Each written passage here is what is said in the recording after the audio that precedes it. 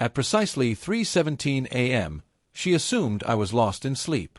I kept my body perfectly still, lying with my back turned toward her, each breath deliberately slow and steady, as if I were carved out of stone. The silence of the room broke with the faint groan of the door hinge, followed by the muffled rhythm of cautious footsteps pressing into the thick carpet.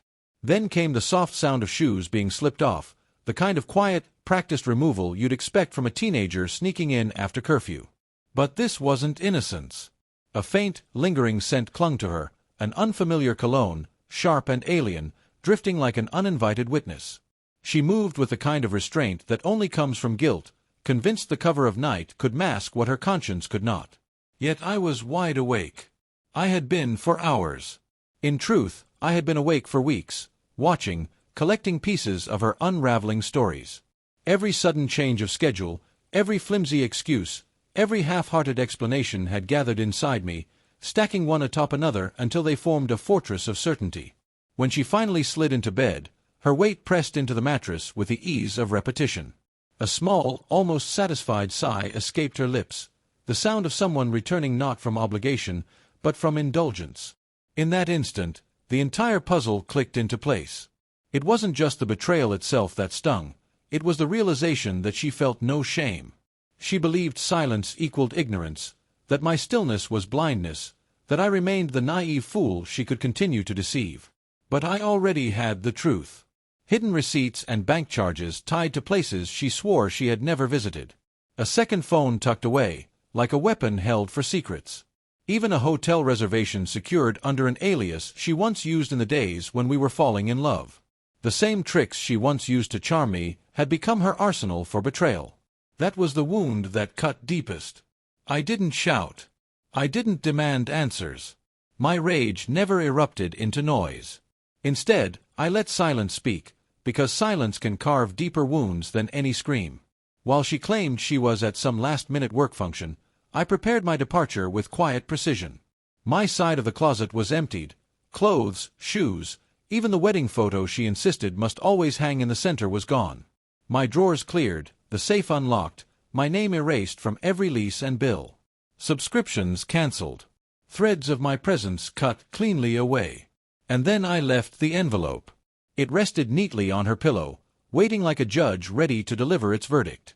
Inside were signed divorce papers and a single line, written in bold, deliberate ink, "I hope he was worth it." I didn't stay to see her reaction. Instead, I sat in my car parked down the street, watching the bedroom light flicker on. Through the slats of the blinds, I could just make out her still form beside the bed. I could almost feel the way her hand must have trembled as it touched the envelope, could almost hear the sharp intake of breath when she realized. I didn't need to see her face. I already knew the look. Before dawn, the calls began. Dozens of them, 30 in total. Every voicemail carried the same frantic melody: panic, desperation, disbelief laced with a voice that once brought me comfort. I didn't respond. I had wasted too many nights pouring myself into a love that only drained me dry. Instead, I checked into a small guest house on the edge of town. The owner handed me the keys with a kind smile, no questions asked.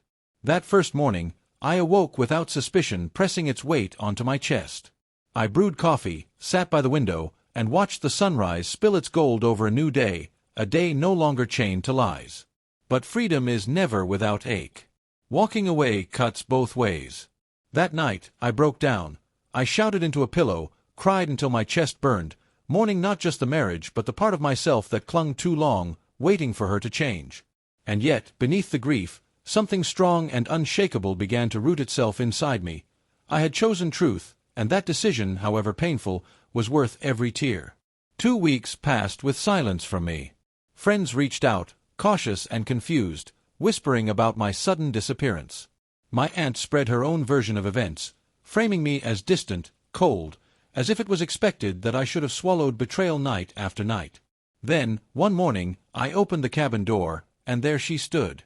No makeup, hair tied back, eyes swollen from sleepless nights. She looked at me as though I were a stranger from a past she could barely recall, her gaze searching for something familiar. Her voice cracked into a whisper, "Please, can we talk?" I stepped aside, not to reconcile, but to give space for closure. She entered hesitantly, her eyes scanning the bare wooden walls. We sat across from one another in silence heavy enough to choke. Eventually, she broke it. Words tumbled out, how it wasn't supposed to happen, how she had felt hollow, how the other man made her feel alive in ways she claimed I never could. Her confession cracked open with tears, spilling regrets too late to matter. When she finally stopped, I gave her the only words I had rehearsed since that night. I knew everything. You lost me the moment you lied. The silence that followed was different. It wasn't thick with secrecy, but finality. She reached across the table, hand trembling in the same way it once had when she reached for forgiveness. I didn't move. Her hand hovered in the air, suspended in the same emptiness where her promises had died. I rose, walked to the door, and held it open. Goodbye. She didn't beg. She didn't plead. She simply stepped outside into the pale morning light, and in that moment, she finally began to understand what it means to be left with nothing to hold on to.